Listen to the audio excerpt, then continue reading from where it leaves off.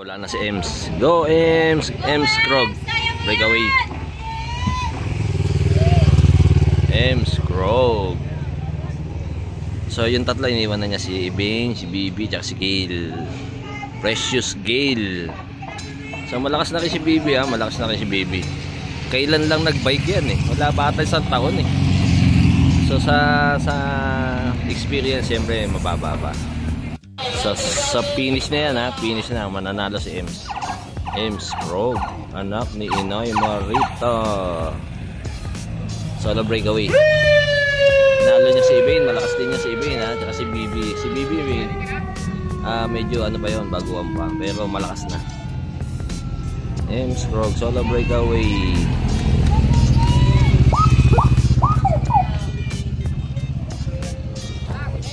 Second si Ibin. Ay di, tama si Ibin nga. Ibin Osias. Samar ba yan o Tacloban? O Leyte? Si Bibi ha, ano lang yan, lapang isang taon nagbabike yan. Anak ng legendary Jermaine Prado. So marami pang i-improve yan. Marami pang i-improve. So yan, so, ano natin, abangan natin yan si Bibi. Dapat si Gale. Gale Precious. Mga future ng women cycling.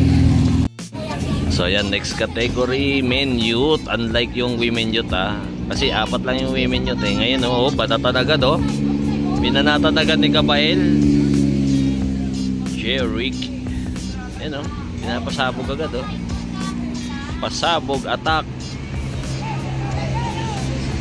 So yan, nandito yung anak ni ano, ni Toknoy. Siyan, si Bep Bep.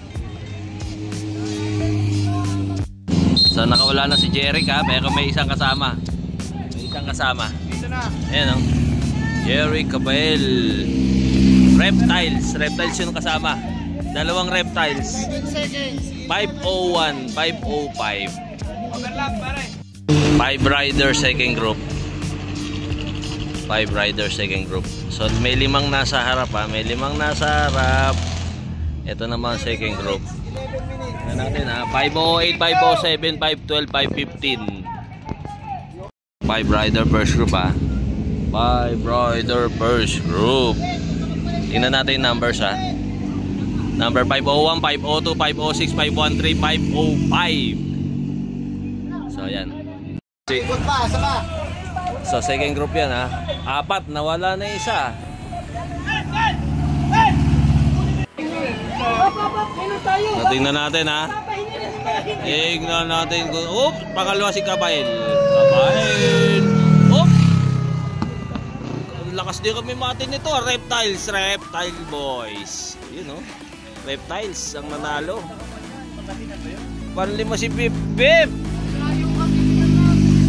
So panlima si Bip Bip. Ayun o.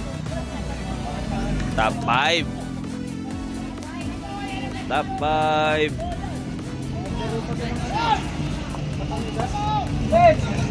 Okay lang yan, Beb. Okay lang yan. Congrats, Beb.